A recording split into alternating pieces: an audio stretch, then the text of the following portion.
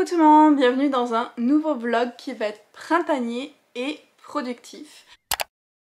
Printanier parce que je vais lire ma pile à lire pour le challenge A Cuppa of Spring que j'offre sur mon Patreon. C'est un challenge qui commence le 10 avril et qui va durer jusqu'au 23, donc 2 semaines. Mais beaucoup de livres de prévus. Le principe était simple, on essaye de faire monter la température au maximum en lisant des livres fleuris. Il y avait un système de points et vous aviez un point s'il y avait des fleurs sur la couverture. Par exemple, celui-là, on a des feuilles, des fleurs, des trucs de nature dessus. Et il y avait 2 points si le titre du livre en lui-même contenait le nom d'une plante ou d'une fleur. Au début du mois d'avril, j'avais fait une palle pour ce que je voulais lire pendant le challenge et le moment est venu maintenant de sauter à pieds joints dans cette pile à lire et je vais filmer certaines de mes lectures dans ce vlog là. Certaines parce que De Lune et de Sang, avec les belles fleurs, et Nettle and Bone, avec les feuilles plus le titre. 3 points celui-là. Eux, je les garde pour d'autres projets vidéo. Donc les livres dont je vais vous parler dans ce vlog, ça va être Things We Never Got Over de Lucy Score, couverture très printanière.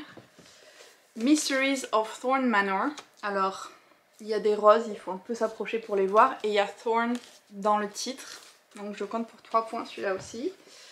The Secret Lives of Country Gentlemen. Flower Heart, ces deux-là je les ai trouvés en livre audio, donc je vais peut-être les lire sous ce format-là. Et The Secret Garden, le jardin secret. Je sais pas pourquoi je vous ai lu ça en anglais. Le jardin secret, c'est un diptyque BD, j'attends de recevoir le 2e. Si jamais je vois qu'au final je vous parle de ces livres rapidement, ce qui est très peu probable, mais si jamais, j'ai 2 autres livres en réserve. One for My Enemy de Olivia Blake que j'ai très hâte de lire. Et avec les roses sur la couverture, ça va bien pour le challenge aussi. Et puis The Wild Ones. Toujours une de mes couvertures préférées. C'est un de mes livres les plus anticipés de 2021 je pense. Donc je suis très motivée à le lire cette année, celui-là aussi. Voilà un petit peu pour le programme lecture du vlog, mais il y a aussi l'aspect productivité parce que ça a été le thème voté par mes Patreons, que je fasse un vlog productif pour la chaîne pendant le mois d'avril. Donc je vais préparer une petite liste de choses qui traînent dans ma to-do list depuis des semaines et que je vais vraiment essayer de faire durant ce vlog. J'ai quelques idées pour l'instant, mais il faut que je me pose et que je fasse la liste. Ce sera la première partie productivité du vlog, déjà juste de savoir qu'est-ce que je veux faire. Et je vous partagerai ça. C'est la première fois que je fais ce genre de vlog au-delà du vlog lecture, donc j'espère que ça va vous plaire. Je sens que ça va être un vlog qui va être assez long, donc prenez un petit thé, un petit chocolat, un petit café, ce que vous voulez, parce qu'on va être ensemble pour un petit moment. Je retourne niveau lecture, j'ai commencé Things We Never Got Over hier soir, juste pour dire que je commençais le challenge, parce que j'en ai lu une dizaine de pages, donc je peux pas vous en dire grand chose pour le moment du tout, je suis encore en train de découvrir les personnages, mais quand j'en aurai lu un petit peu plus, je vous en ferai une update. Et en livre audio, je vais attaquer The Secret Lives of Country Gentlemen, donc je pense que je vais lire un petit peu les deux en parallèle selon si je suis dans les transports, si je suis chez moi et tout ça. Mais je vous retrouve très bientôt pour une première update.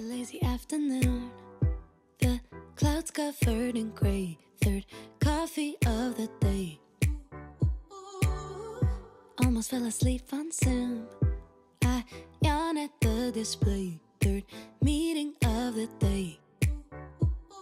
But I can hear raindrops step dancing on the roof. It's like they're calling out, don't lose your youth. Cause I can stay inside and tap away inside. Oh, make today just a little less mundane. Oh, I can stay inside and tap away inside. Oh,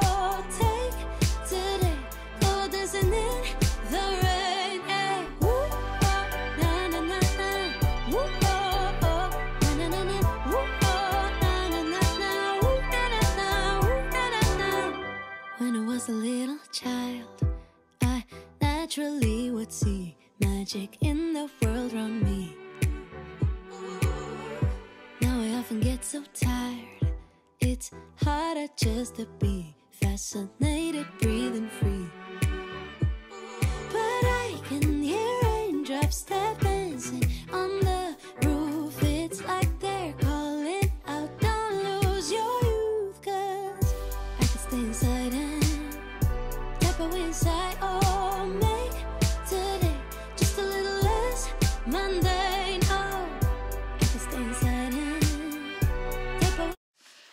faire une première update de Things We Never Got Over vu que j'ai lu un peu plus d'une centaine de pages pendant les premiers reading sprints que j'ai fait pour le challenge, pour mes Patreon.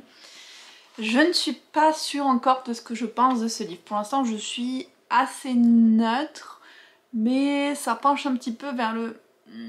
bof. On a le personnage de Naomi qui a fui son mariage, on ne sait pas encore trop pourquoi, mais elle s'est enfuie le jour de son mariage. Et elle était censée retrouver sa sœur Tina qui est plutôt... qui a une vie un peu criminelle ou un peu avec les... on va dire sur la limite de la loi. Elle est censée la retrouver pour la dépanner, lui donner de l'argent et l'aider parce qu'elle est dans une situation compliquée. Sauf que elle va dans un café pour retrouver sa sœur Tina, et pendant ce temps, Tina lui vole sa voiture, lui vole toutes ses économies, se barre et lui laisse sa fille de 11 ans. Donc Naomi se retrouve sans rien du tout, avec une jeune fille à s'occuper, et en plus dans une ville où tous les gens connaissent sa sœur jumelle, la prennent pour elle, et tout le monde la déteste parce qu'elle faisait que causer beaucoup de troubles. Donc ça cause pas mal de quiproquos au début, notamment avec Knox, qui va être notre personnage masculin principal, qui n'aime pas du tout Tina et qui prend Naomi pour elle. Une fois qu'ils arrivent à démêler tout ça, il va l'aider un petit peu à se replacer, à trouver un endroit où se loger et tout, elle va trouver un travail. Mais lui, de la première à la 100e page où j'en suis, il est vraiment dans son broody character à 200%. Il est en mode « Oh, moi j'aime pas les femmes qui sont high maintenance, je veux juste pouvoir avoir quelques nuits avec une femme, no string attached, puis blabla, puis blabla. » Genre, son opinion des femmes est pas folle. T'es soit une femme simple avec qui il peut coucher quelques nuits sans rien, soit une femme high maintenance, class et qui est compliquée et tout ça, comme ce qui voit Naomi. Je suis pas hyper fan de cette vision très dichotomique des femmes. Pour un des chapitres on a été dans sa tête, j'étais comme ok. Il y a aussi Naomi qui est comme sa sœur, lui a tout volé, tout pris, puis elle est comme oh je sais pas si je devrais appeler la police parce que c'est vraiment comme grave d'appeler la police. Je suis comme qu'est-ce qu'il faut qu'elle fasse de plus? Elle t'a pourri la vie pendant toutes les années que vous avez passé ensemble, c'est-à-dire toutes vos années de vie vu que vous êtes jumelles, et elle fait tout ça et tu veux toujours pas appeler la police. Alors je comprends que c'est sa sœur, mais à un moment faut mettre une limite quelque part, genre c'est quand même grave ce qu'elle a fait. Mais bon, j'étais comme ok, on va lui laisser le bénéfice du doute. La ville ensuite, ça a l'air d'être une ville du sud des États-Unis et tu le sens que c'est une ville du sud des États-Unis par rapport à comment sont les gens, un peu en mode rude, mais apparemment accueillants pour les étrangers, leur façon de parler et tout, tu te sens bien dans l'ambiance. Et ça s'appelle Knock Them Out, la ville. Ce qui est comme quand tu dis Knock Them Out Dead, je sais pas vraiment comment le traduire, mais c'est comme quand tu dis à quelqu'un de knock them out, ça veut dire mêler au tapis un petit peu en quelque sorte. C'est un nom de ville assez original. Ah oui, je vous ai pas dit aussi, Knox a un frère, Nash, qui est chef de la police de la ville. Donc ils ont eu déjà des interactions tous ensemble et on sait pas pourquoi Knox et Nash ne sont plus en super bons termes. D'ailleurs à un moment ils se battent à coups de poing les deux et j'étais comme ok. Donc apparemment la violence physique c'est ok quand c'est entre deux frères, tout va bien. Un d'eux est dans la police aussi, tout va bien, tout va bien. Donc on est vraiment dans cette image des gros gars durs du sud des États-Unis, j'ai l'impression à 200%. Et c'est pas vraiment mon image de masculinité préférée. Donc j'attends vraiment de voir comment ça va se passer niveau romance pour avoir mon jugement final, mais pour le moment les personnages masculins... ils me convainquent pas trop. On a aussi le personnage de la grand-mère qui est comme dure à cuire, qui se laisse pas faire, qui prend les choses en main, mais avec un cœur en or. Donc je trouve qu'on a quand même pas mal de personnages clichés de certaines régions des États-Unis qu'on peut retrouver dans les séries et tout aussi. Je vous dis ça, j'y suis jamais allée dans cet endroit, mais c'est ce qu'on en voit dans différents médias, on va dire, qui me fait dire ça. Donc tout ça c'est des aspects qui me plaisent moyen, mais dans le plus positif, le personnage de Naomi m'intéresse bien quand même. Le personnage de la jeune aussi de 11 ans, Waylay, a du potentiel. Et puis le livre se lit quand même vraiment vite. Genre, comme je vous disais, j'en suis déjà à plus de 100 pages. C'est sûr qu'il est assez gros, mais ça se lit vite. Donc on va voir où ça s'en va toute cette affaire. Pour le moment, on est vraiment sur la corde raide du j'aime, j'aime pas, mais rien n'est joué.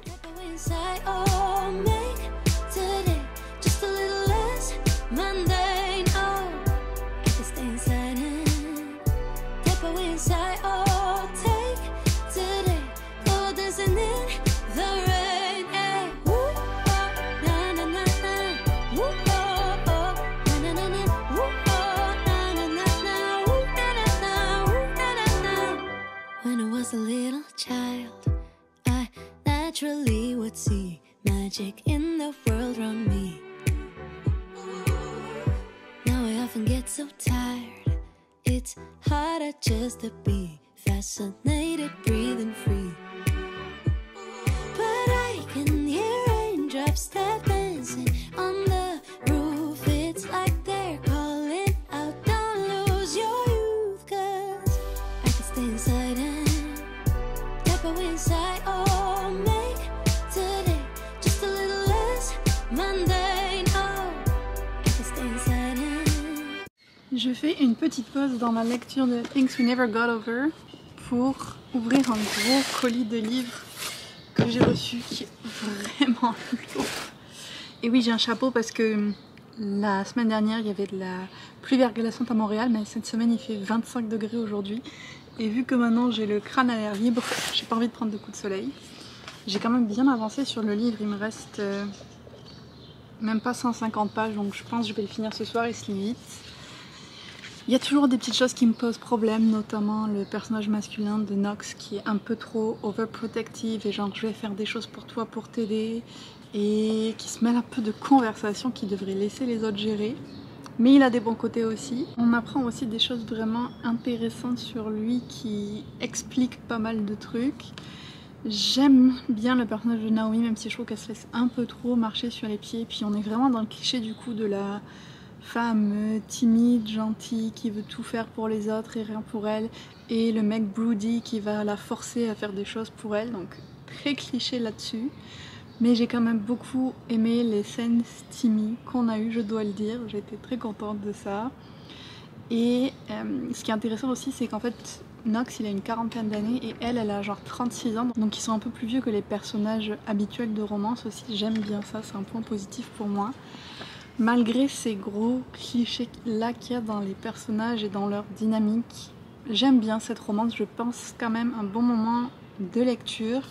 Là il y a eu pas mal d'événements qui se passent et qui viennent rajouter un peu de tension au-delà de leur relation à tous les deux, notamment avec la sœur de Naomi, Tina, qui vient encore foutre le bazar. Puis ce qui est intéressant aussi, c'est que Naomi elle a 36 ans et Knox il a une quarantaine d'années, donc c'est chouette de voir des personnages de romance un peu plus vieux que ce qu'on voit d'habitude, même si quand on le lit on ne se rend pas forcément compte de leur âge. Genre par exemple spoiler alert ou les autres Olivia Date, je trouve qu'on se rendait plus compte de l'âge des personnages, mais c'est pas grave, ça fait plaisir de le savoir. J'avais pas mal d'appréhension avant de le commencer à cause de la vie négative que j'avais vue et tout, mais au final c'est pas trop mal. Je pense pas que ça mérite tout le hype nécessairement, il y a tellement de romances qui sont beaucoup mieux, mais c'est une petite lecture agréable. Ça y est, j'ai fini Things We Never Got Over, et je suis quand même très frustrée avec ce livre parce qu'à un moment il y avait des scènes vraiment emotional, j'avais failli verser ma petite larme, j'étais comme oh, au final il est mieux que je pensais et tout, il va peut-être avoir un 3,75, genre j'étais bien dedans et tout, et puis non en fait. Knox, son personnage est vraiment trop contrôlant, puis à un moment il met fin à la relation pour une raison qui va se refuser de lui expliquer à Naomi pendant très longtemps, puis quand il se décide à lui expliquer c'est comme parce que il a vécu certaines choses difficiles dans son passé, ça explique toute son attitude de merde et ça l'excuse, et j'étais comme ça marche pas comme ça. Tout le monde est en mode psychanalyse avec Naomi, de genre oh ça a été difficile et maintenant elle est une people pleaser, elle pense jamais à ses propres besoins et tout, puis c'est comme si parce que les gens lui disaient et qu'elle s'en rendait compte, ça y est, tous ses problèmes étaient réglés, mais ça marche pas comme ça non plus dans la vie. Souvent, il vaut mieux aller faire une psychothérapie pour gérer ces traumatismes passés comme ça, parce que les deux, ils en ont vécu pas mal dans leur vie. Mais apparemment, non, du Juste du sexe extraordinaire, ça suffit à régler tous les problèmes. Je trouvais quand même que leur relation était un peu toxique avec le côté très contrôlant de Nox. Il s'ingère vraiment beaucoup dans sa vie et c'est passé comme si c'était un trait positif alors que la manière dont il le fait, pas tellement. Et puis, même physiquement, il est un peu comme il l'attrape plein de fois, il l'empêche de bouger, des trucs comme ça. Et parce que c'est lui, c'est pas dérangeant, alors qu'au moins il y a des trucs avec un autre personnage masculin et de suite c'est vu comme problématique. Sauf que bah, c'est problématique même si c'est... Désolée, il y a Nessa qui est en train de sauter. C'était problématique même si c'est Nox qui le faisait, c'est pas parce que c'est le personnage principal masculin qu'il peut faire ce qu'il veut. Donc je trouvais que c'était pas 100% sain la relation entre les personnages. Il y avait des moments cute. J'aime bien les personnages secondaires. Ah oui, il y avait ça aussi que je voulais vous dire, ça m'a dérangé aussi.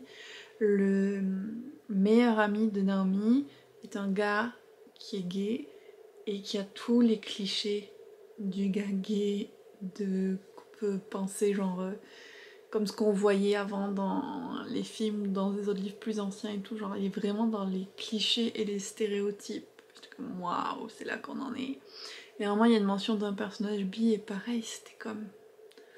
La représentation n'est pas très bonne dans ce livre-là, de tout.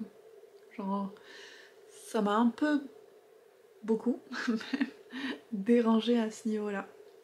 Mais il y avait quelques personnages secondaires que j'aimais bien, notamment la jeune Waylay, qui est une jeune de 11 ans, qui était sympa. Naomi avait ses bons moments, Nox pas vraiment. Genre c'est vraiment le stéréotype du bad boy, no string attached, qui au final va s'attacher à une héroïne en particulier. Donc si vous aimez ce genre de romance, par contre, je pense que ce livre peut beaucoup vous plaire. Moi c'est pas ce que je préfère du tout parce que je trouve qu'il y a vraiment des aspects problématiques et un peu toxiques dans la relation. Il y avait, comme je vous disais, des moments aussi que j'ai bien aimés, assez emotional, les scènes spicy étaient quand même bien écrites. Donc j'ai vécu quelques hauts et quelques bas dans cette lecture et je pense que ma note finale serait entre le 3 et le 3,5 sur 5. Par là. À un moment c'est ça, j'étais vraiment sur un high mais vers la fin ça a dégringolé un petit peu parce que l'attitude de Nox est juste pas capable. Je comprends tout à fait pourquoi ce roman a fait sensation sur TikTok. Je pense que c'est un peu le même genre que certains Colin Hoover, mais moi ce genre de personnage masculin et de relation où protéger l'autre devient une excuse pour avoir du contrôle, j'ai beaucoup de mal. Donc, une lecture qui va pas me laisser un souvenir impérissable, mais voilà, je l'ai lu, c'était rapide, il y avait des moments sympas. On va rester là. Et le prochain que je vais attaquer pour le vlog, ça va être Mysteries of Thorn Manor, qui est assez court. Vu comme j'avais adoré Sorcery of Thorn, j'espère aimer celui-là autant. Je n'oublie pas que c'est aussi censé être un vlog productivité. J'ai préparé ma checklist des choses qui traînent et que je veux faire. Mais là il est un peu tard. Donc je pense que je vais juste attaquer quelques pages de lecture et je vous retrouve demain pour vous parler un petit peu de la partie plus productivité. Je vous reprends pour cette fois l'aspect productivité de ce vlog vu que j'ai fait la petite liste des choses que je voulais vraiment faire et que j'espère être motivée à faire puisque je filme. Un des premiers items de la liste c'est de faire la TPS TVQ de mon activité de travailleuse autonome, auto-entrepreneuse. C'est toujours pénible à faire. Mais il faut que je le fasse tous les 3 mois et là j'ai jusqu'à la fin du mois d'avril pour la faire pour le début d'année. J'ai aussi de me trouver un tatoueur, ça fait des semaines que ça traîne ça parce que j'en avais trouvé un mais il a eu des problèmes d'immigration, il était hors du Canada, il n'a pas pu revenir, bref, il faut que j'en trouve un autre pour mes 2 idées de tatouage que j'ai. Je dois lister aussi plusieurs objets que je veux vendre pour un espèce de nettoyage de printemps. Pour les mettre en vente, je pense au mois de mai. Il faut qu'on fasse avec Johan nos taxes annuelles, donc comme nos impôts. J'ai un cadeau aussi que ça fait des mois qu'on parle d'acheter pour une personne et qu'il faut qu'on s'en occupe de ça. Je précise pas au cas où cette personne regarde la vidéo. Qui sait, mais voilà, j'ai ça. Je dois travailler sur un webinaire et ça j'ai une vraie deadline parce que le webinaire est lundi, donc dans 4 jours. J'ai quand même pas mal avancé hier et aujourd'hui, donc c'est en bonne voie, mais il faut que je finisse et puis que je m'entraîne à parler parce que je vais l'animer pendant 1h30. Un petit peu stressant, mais c'est un beau challenge parce que ça va être un webinaire sur comment utiliser les réseaux sociaux pour raviver l'amour de la lecture chez les jeunes adultes. Comme cool. Et le dernier point que j'avais mis pour la liste et qu'on a fait hier, donc je peux déjà le cocher, c'est de regarder la date pour des congés qu'on va prendre en septembre parce que les parents de Johan vont venir nous rendre visite. Et ça, j'ai dit à Johan, ça va prendre 5 minutes, on va le faire parce que ça fait des semaines qu'on en parle et on l'a fait hier. Donc au moins un item de la liste de cocher. Maintenant qu'on a la to-do list, on va pouvoir vraiment travailler sur le côté productivité de ce vlog. Je dis on, mais on, c'est moi. Aujourd'hui j'ai quand même pas mal déjà avancé le webinaire, donc là je vais faire une petite pause parce que ça va bientôt être l'heure de faire des reading sprints et comme je vous ai dit je voudrais attaquer celui-là. Ah oui aussi, en livre audio je vous avais dit que j'avais commencé The Secret Lives of Country Gentlemen. J'en suis à la moitié déjà donc je suis vraiment contente. J'avais un peu de mal au début avec ce livre quand même parce que ça commence par un truc de miscommunication. Et j'étais comme oh, pourquoi dès le premier chapitre on a ça? Mais ça s'est un peu amélioré par la suite. Même si un des personnages principaux me saoule un petit peu. Donc on a Gareth qui est un baronnet qui vient d'hériter du titre à la mort de son père et qui quitte Londres pour aller dans le Kent s'occuper de sa demi-sœur et prendre possession de la demeure familiale, sauf que le Kent c'est une région vraiment éloignée où il y a beaucoup de, je sais pas si braconnage ce serait le meilleur mot, ou en tout cas de, pourquoi j'ai plus le mot? Smugglers, contrebandiers. Ça a été difficile.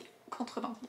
Donc il y a beaucoup de contrebandiers dans la région, dont Josh Doomsday, qui est un peu le gérant de l'activité de contrebande de sa famille.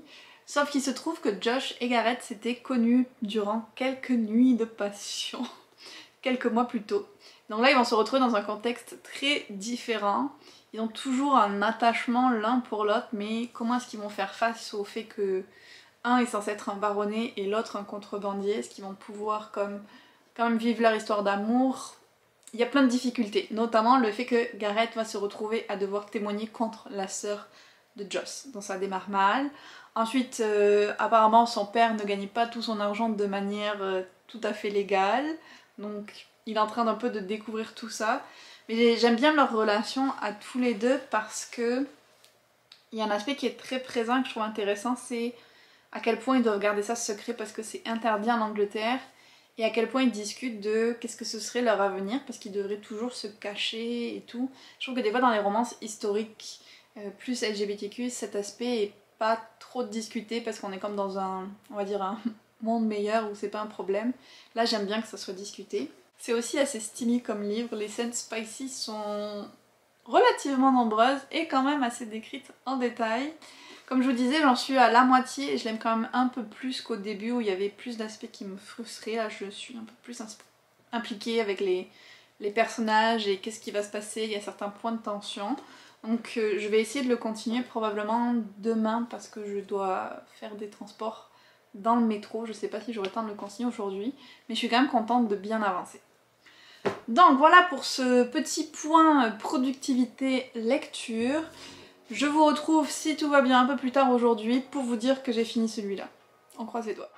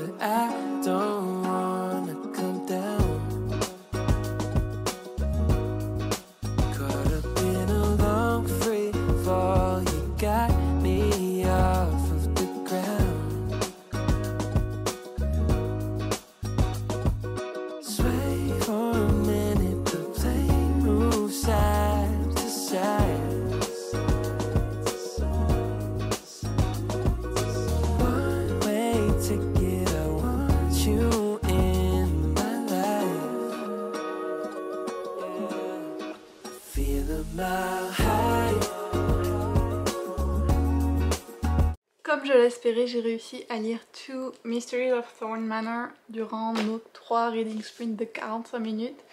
Donc je suis très contente de ça, ça fait toujours du bien de lire un livre d'une traite. Et franchement j'ai bien aimé. Pour moi je voyais vraiment ça pas comme un ajout à l'histoire mais plus comme une parenthèse bonus, un petit truc tranche de vie. Et c'était exactement ce que c'était.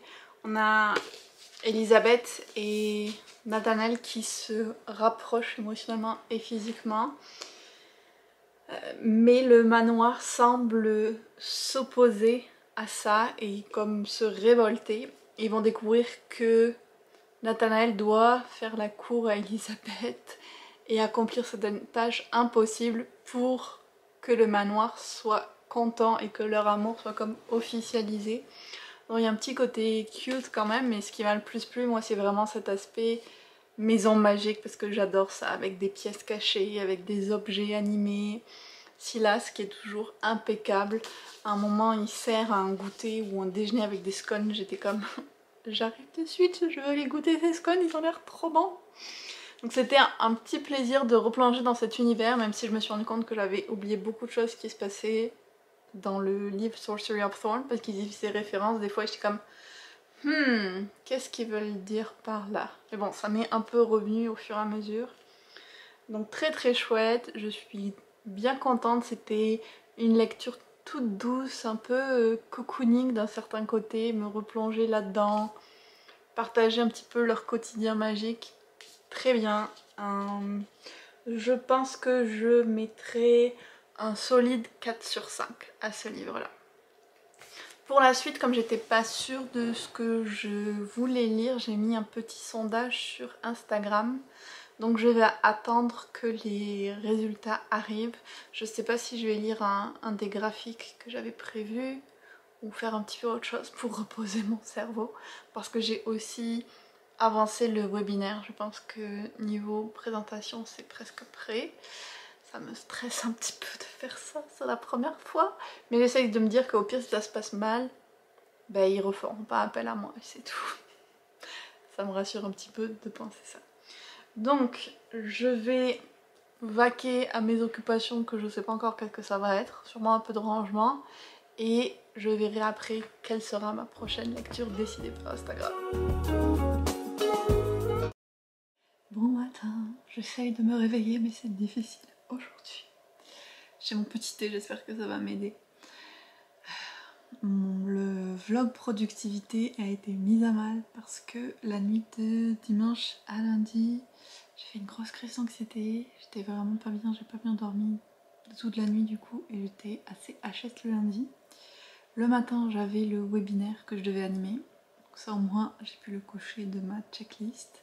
Puis j'avais un rendez-vous et après j'avais prévu de travailler sur ma boutique Moontails, de faire les taxes qui fait partie de ma to-do list aussi et les commandes pour la vente de fermeture que je fais.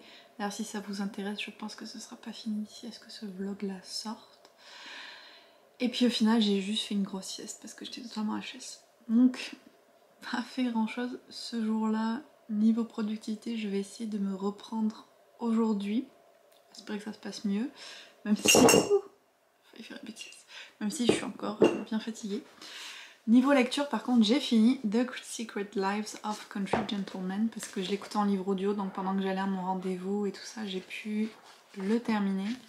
C'était sympa. Ça me rappelait pas mal les Alexi Hall, donc Boyfriend Material, mais version historique on va dire.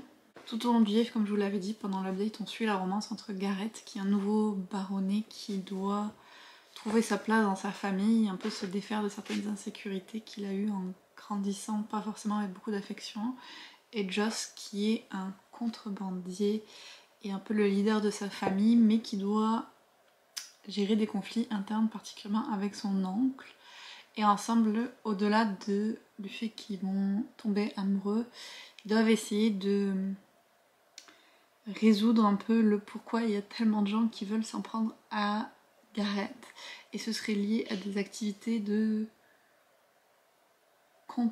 comment c'est le mot? Bon, en tout cas son père aurait aussi été contrebandier au final. Donc il y avait toutes des petites aventures par rapport à ça, des petites tensions entre différentes familles de contrebandiers qui veulent s'emparer de ce que le père de Gareth avait comme fortune. Enfin, il y a plusieurs choses qui se passent autour de ça. Des petits moments, on va dire, un peu plus intenses, mais ça reste vraiment centré sur leur relation à tous les deux, la romance. De façon générale, c'était sympa, ça m'a pas transcendé, mais j'ai passé un bon moment de lecture. La deuxième partie était quand même un peu plus intéressante que la première. Je trouvais le personnage de Gareth moins frustrant. Joss, j'aime beaucoup du début à la fin. C'est lui là qui est un peu plus brut, on va dire. Un peu plus sauvage que celui qui est bien propre sur lui. Mais c'était chouette. Je pense que l'auteur a prévu d'autres livres dans cette série, peut-être avec d'autres membres de la famille. Je vais pas forcément continuer parce que voilà, j'ai bien aimé mais sans plus. Mais si vous aimez les romances historiques et les romances MM, si vous avez aimé les Alexis Hall, ça pourrait vraiment vous plaire.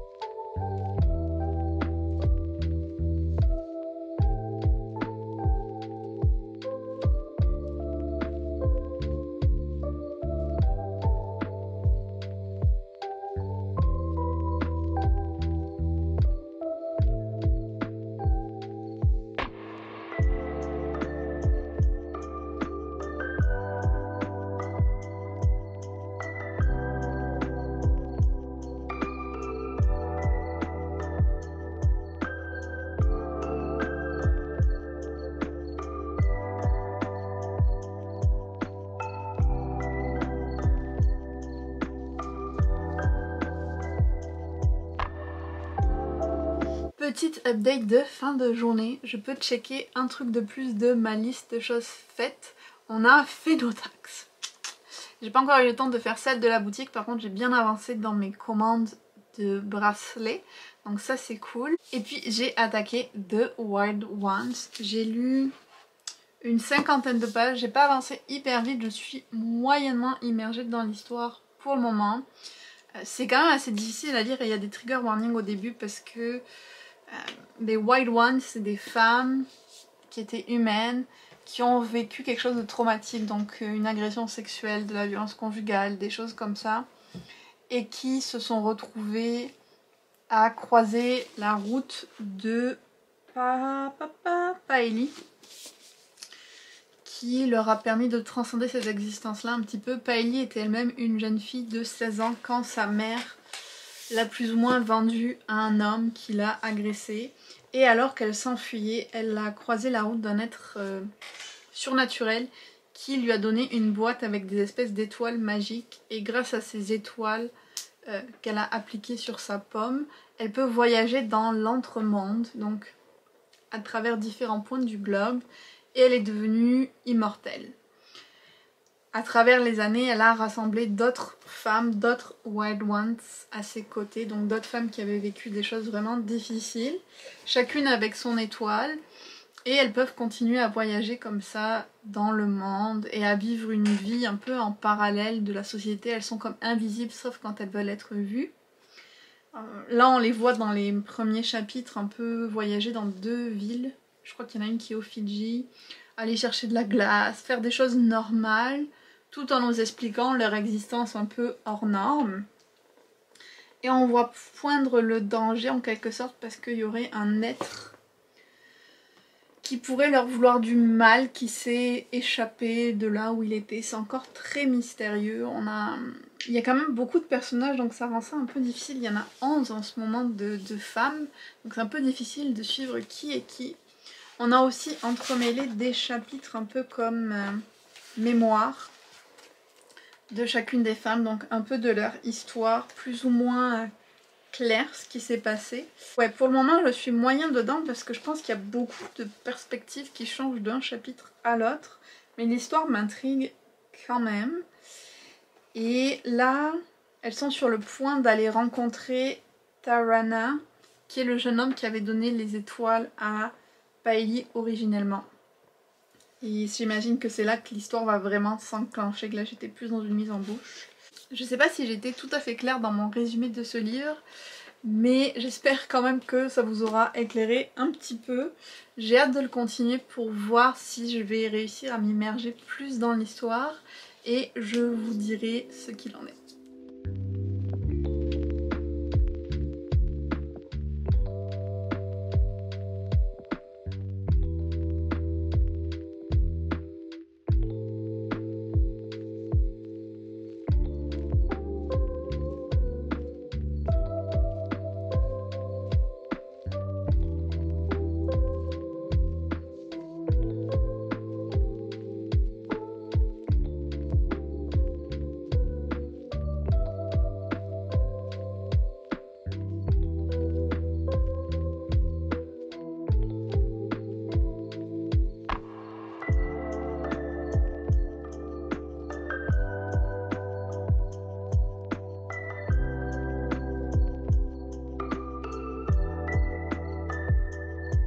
On est samedi matin, j'ai un peu plus dormi que ce que j'avais prévu, mais c'était pas grave.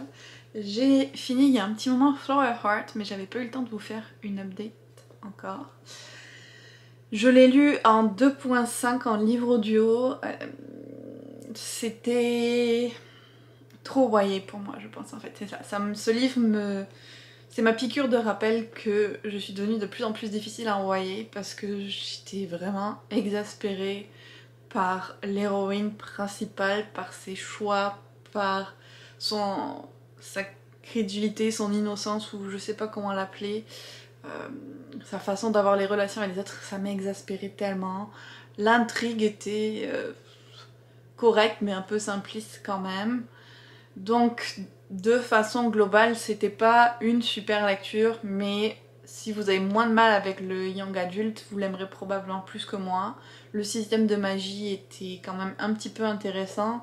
Puis il y avait une réflexion intéressante sur ce qu'ils appellent mélancolie, mais ce que nous on appellerait dépression je pense. C'était aussi bien niveau diversité, il y avait des personnages trans, il y avait différents types de relations amoureuses et tout, donc c'était quand même présent et c'est un point positif pour le livre. Mais pour moi c'est ça, c'est plus le genre de livre que j'apprécie. Donc je pense que je lui mettrai un 3 sur 5 pour celui-là. Et j'ai pas grand chose de plus à en dire du coup. Niveau lecture, ce vlog va très bien parce que bon, je voulais finir The Wild Ones hier soir. J'ai pas pu, mais il me reste même pas 50 pages, donc je vais les finir ce matin. Puis j'avais prévu d'avoir le week-end pour lire mon dernier livre du vlog qui est One for My Enemy. Donc niveau lecture, ça va super bien, ça s'est jamais aussi bien passé. Par contre, niveau to-do list, j'ai fait juste les taxes, le webinaire et regarder les dates de vacances en septembre. Donc ça n'a pas beaucoup avancé. Je vais peut-être étaler le vlog jusqu'à lundi pour me laisser une chance de faire la partie productivité parce que ça va pas fort. Mais c'est un premier test de vlog productivité et je suis déjà en train de réfléchir peut-être à un autre format que je pourrais faire parce que je me suis rendu compte qu'en fait j'ai fait ma liste initiale mais j'ai plein de choses qui se sont rajoutées dans la semaine et des choses que j'ai faites quand même. Donc il y a eu des trucs. Donc, je sais pas comment je ferai. Peut-être je devrais en faire un d'une semaine mais où chaque jour je fais une liste différente. Ça marcherait mieux. c'est en réflexion. Je vais me laisser la chance de continuer à avancer sur cette liste-là quand même. Mais d'abord, je vais finir ça. Ensuite, je vais aller faire des commandes de bracelets, je pense, parce que c'est ça aussi que j'avais pas pensé, que j'allais faire les soldes de ma boutique et ça me prend quand même beaucoup de temps de faire les commandes. Si tout va bien, cet après-midi, je pourrais commencer One for My Enemy. Yoann m'a fait un petit rafraîchissement de coupe et j'ai fini The Wild Ones, donc je vais pouvoir vous en parler.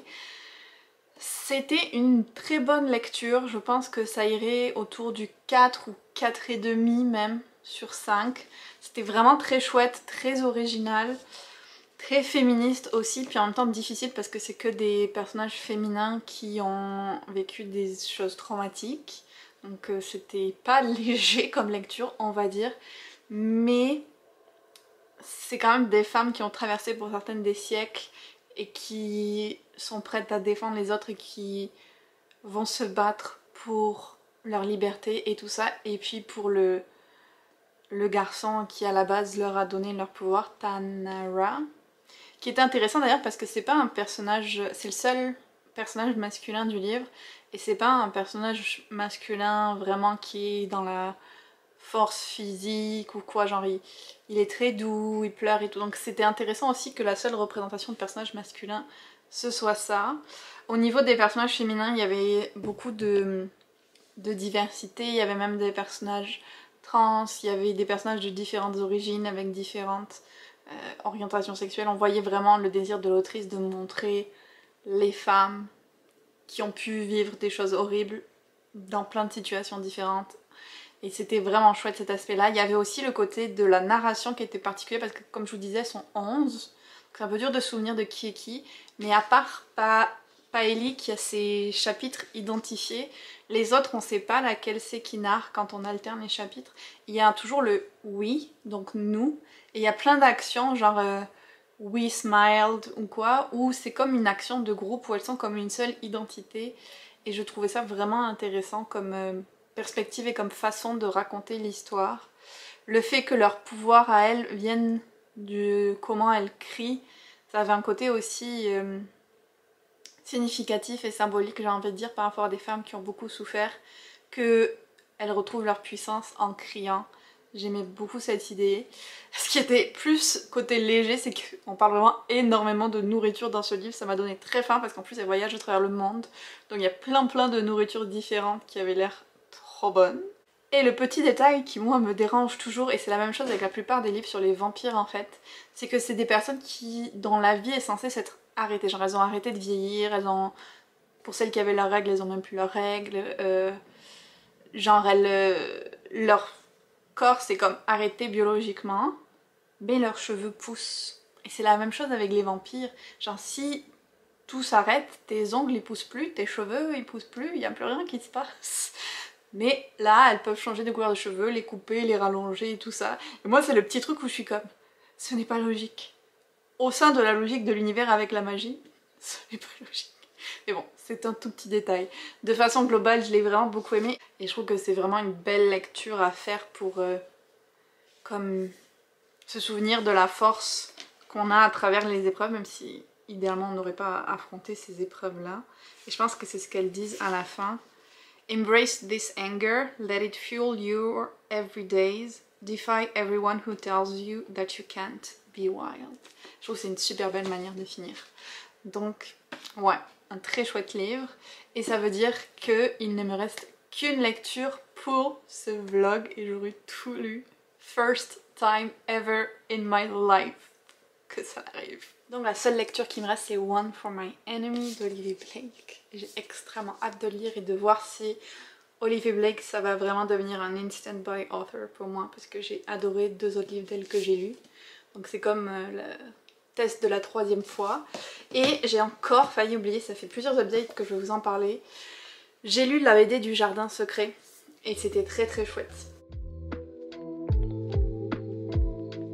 Je connaissais pas du tout l'histoire, mais on suit une fille, je pense elle a une dizaine d'années, qui vivait en Inde avec sa mère au moins, mais tout le monde meurt de maladie autour d'elle et elle va se retrouver à aller vivre avec un oncle, un grand-oncle, quelque chose comme ça. Ouais, son oncle, c'est ça. Et lui il vit un peu en reclus depuis la mort de sa femme. Donc elle est laissée à elle-même, elle vadrouille un peu partout et elle va découvrir qu'elle aime vraiment beaucoup jardiner. Et elle va même trouver le jardin secret, qui est un jardin qui s'ouvre avec une clé où sa tante décédée avait planté énormément de fleurs différentes et c'était un peu comme son havre de paix. Et elle va essayer de le faire revivre. C'était très doux. Alors au début c'est quand même...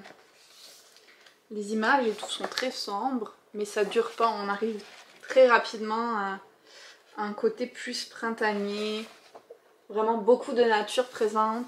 C'est une fille assez bougonne et très désagréable au début, mais elle s'ouvre petit à petit aux autres et en particulier à la nature, aux plantes, et c'était très doux. Il reste la deuxième partie à lire, c'est une BD en 2 parties, donc je vais la lire dès que je la recevrai, mais vraiment j'ai beaucoup aimé. Sur ce, je vais aller rejoindre un petit reading sprint d'une youtubeuse que je suis pour essayer d'avancer dans cette lecture. Hello, je suis en train de faire un petit reading sprint avec mes Patreons. J'en ai profité pour avancer One for My Enemy. Et là j'en suis arrivée à une centaine de pages, donc je m'arrête pour vous faire une petite update. On est dans une réécriture de Roméo et Juliette, ce que je n'aime pas particulièrement de base, histoire de 2 personnes amoureuses dans des familles ennemies qui vont s'opposer à leur romance et tout ça. C'est pas un truc qui m'intéresse particulièrement, mais comme c'est Olivia Blake, j'avais envie d'essayer. Et c'est aussi inspiré un petit peu de mythologie russe, de légende russe. On a la famille de Koschei the Deathless avec ses 3 fils. Et on a la famille de Baba Yaga avec ses 7 filles. La famille de Koschei, ils sont un peu comme des entremetteurs d'activités illicites. Par exemple pour procurer à quelqu'un quelque chose d'interdit ou pour mettre en place des trucs de contrebande et tout ça. La famille de Baba Yaga, elles, ce sont des sorcières qui vendent comme des drogues magiques, donc une espèce de cartel de drogue, avec une boutique de produits pour la peau qui est comme leur front. Et en arrière de ça, elles vendent des drogues magiques. Et là, elles veulent commencer à vendre des drogues aux personnes qui n'appartiennent pas à la communauté magique, donc aux êtres humains normaux, on va dire. Sauf qu'il y a eu de la tension entre les 2 familles depuis un certain temps, mais qui est venue être ravivée par le fait que Maria, la fille aînée de Baba Yaga, s'est vengée au nom de sa famille contre un des fils de Koschei parce que il aurait acheté de leur drogue à elle pour la revendre encore plus cher. Donc ils ont essayé de faire un trafic à partir de leur drogue à elle, ce qu'elles n'ont pas apprécié. Donc elles se sont vengées et maintenant la famille de Koschei cherche à se venger d'elle à leur tour. Donc on voit un peu l'escalade entre 2 familles du crime. Et en parallèle de ça, il y a Sacha qui est la plus jeune fille de Baba Yaga qui a croisé la route de Lev, le plus jeune fille de Koschei. Et il y a comme une romance qui commence entre eux, vraiment innocente au début, mais rapidement Lev va se rendre compte de qui est Sacha et son frère va lui dire de comme la manipuler pour apprendre les secrets de la famille. Donc on se doute bien que quand Sacha va se rendre compte que Lev appartient à la famille de Koschei et qu'il savait qui elle était, ça va mal se passer. Mais pour l'instant il y a cette petite romance entre eux que j'aime bien, qui est très drôle et légère. Et en même temps il y a tous les enjeux de famille du crime qui sont là aussi, donc c'est assez intéressant. C'est la deuxième réécriture de Roméo et Juliette que je lis, qui met comme en opposition 2 familles du crime. J'avais aussi lu This Violent Delight de Chloé Gang, que j'avais bien aimé, mais quand même le thème de Roméo et Juliette n'est toujours pas un que j'apprécie énormément. Donc c'est ça qui me ralentit un petit peu dans l'appréciation de la lecture, mais je passe quand même un bon moment. C'est intéressant aussi parce que c'est découpé en actes. Donc par exemple là on a l'acte 4 comme une pièce de théâtre. Chaque acte il y a une illustration, donc c'est très cool. Et il y a des espèces d'interludes. Le premier on voyait tous les personnages comme dans une pièce de théâtre. Ensuite on avait tous les lieux. Donc c'est vraiment intéressant cet aspect un peu pièce de théâtre. ça rajoute de l'originalité, même il n'y a pas vraiment des chapitres, c'est comme des scènes. Acte 2, scène 16 là. Donc, et à chaque fois on change de personnage, vraiment comme dans une pièce. Donc ça j'aime beaucoup, je trouve ça original. Et l'autre côté que j'aimais bien aussi c'était, il y a eu une petite scène entre toutes les sœurs, un peu envahissantes, un peu comme un tourbillon de sœurs toutes ensemble. Et j'aime bien ce genre de scène là dans une fratrie. Donc ça c'était chouette, je trouve les relations entre les sœurs intéressantes. Donc de façon globale je passe un bon moment. Il y a juste la trame Roméo et Juliette dont je suis moins fan, mais on va voir comment ça va se développer dans le livre.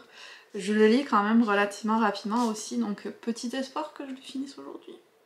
On va voir, mais je vais continuer les reading sprint et tout faire pour. Oh my god, il vient de se passer un truc dans le livre. Je m'y attendais pas. J'ai comme repris confiance dans l'histoire, dans ce qui se passait.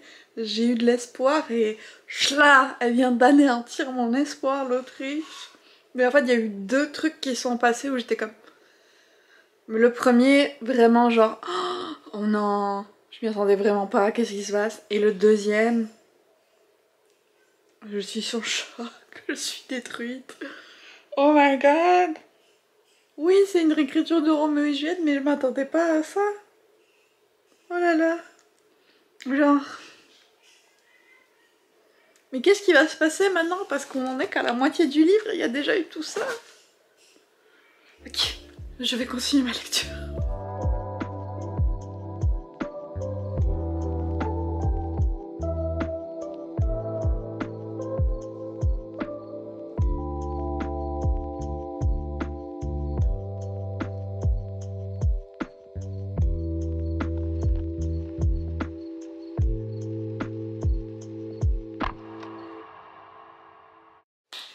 Je vous retrouve pour l'update final de ce vlog parce que hier soir à minuit 00 j'ai fini One for My Enemy qui était ma dernière lecture pour le challenge A Cup of Spring. Ma joie est infinie, c'est la première fois que je lis ma palle entière de challenge, genre it never happens. Je vis trop d'émotions. Donc je l'ai lu assez rapidement et c'est une lecture vraiment plutôt facile. Il y a eu quelques rebondissements, je peux pas trop en dire sans spoiler, mais c'est comme elle jouait avec Roméo et Juliette. Des fois elle s'éloignait, des fois elle se rapprochait. On était vraiment dans cette vendetta entre les familles et comme les choses peuvent se passer bien ou mal, ben, elles se passent toujours mal. On sent par contre que c'est un des premiers livres de l'autrice parce que il y a des choses que je trouvais un petit peu faciles ou un petit peu rapides ou il manquait quelque chose. Et c'est pour ça que même si je l'ai bien aimé, je vais lui donner un 3,5 parce que pour cette autrice-là, je m'attendais à mieux. Je me rends compte aussi que mes 3,5 ne se valent pas du tout d'un livre à l'autre, je pense. Parce que si j'avais lu celui-là uniquement, peut-être j'aurais donné plus, mais comparé aux autres de l'autrice et tout, voilà, 3,5. Mais c'était quand même une bonne lecture. Et si vous avez aimé... Ah bah non, il n'est pas encore sorti en français, mais il va sortir chez Dos Axios, comment c'est This Violent Delight, je sais plus comment ils ont traduit le titre, mais de Chloé Gang. C'est un peu le même type d'histoire, mais avec plus de magie. La magie était intéressante, mais pas tant expliquée que ça, ce que j'ai trouvé un petit peu dommage. Les relations familiales étaient l'aspect le plus intéressant et le cœur de ce livre, honnêtement, avec aussi la romance un petit peu. Donc, de façon globale, pour une écriture de Roméo et Juliette, j'ai quand même bien aimé. Je sens que c'est un début d'Olivia Blake, donc je lui pardonne ses petites faiblesses, mais 3,5. Voilà. Donc on finit le challenge sur une lecture pas folle, mais correcte. Et puis j'ai aussi lu Sign of Affection, qui était un manga que j'avais aussi dans ma palle du challenge. C'était le but, en fait, avec ce deuxième tome, de savoir si j'allais continuer la série parce que j'avais moyen aimé et moyen moins le premier tome. Mais j'ai beaucoup plus aimé cette suite, donc oui, je vais continuer. Si vous ne connaissez pas, c'est une romance très slow burn, entre une jeune fille qui est sourde et un garçon qui est un grand voyageur et qui va s'intéresser à elle, apprendre le langage des signes petit à petit. C'est assez intéressant de voir aussi les mots signés dans le manga. Donc vous allez sûrement me voir lire les prochains tomes plus ou moins rapidement. Si je regarde ma checklist niveau productivité, donc TPS, TVQ de ma boutique, je l'ai fait aujourd'hui. J'ai aussi fait toutes les commandes que je pouvais faire toute l'après-midi. J'ai mal au dos, mais j'ai bien avancé dans mes lectures audio. Lister les objets que j'ai à vendre, je l'ai fait aussi. Les taxes, on l'avait fait. Le cadeau, au final, on va pas le faire, donc ça se barre. Les webinaires, on l'avait déjà vu que je l'avais fait, et les vacances en septembre aussi. Donc j'ai réussi à faire toute ma checklist. Je pense essayer un autre type de vlog productivité qui me correspondrait plus. Dites-moi si c'est quelque chose qui vous intéresserait. Laissez-moi savoir en commentaire aussi ce que vous avez pensé de ce vlog-là. N'hésitez pas non plus à rejoindre les Capas sur Patreon pour encore plus de moments lecture et pour participer à notre lecture commune de mai qui va être un jour de nuit tombée. J'ai très hâte que je fasse le découpage et on se retrouve très bientôt dans une autre vidéo.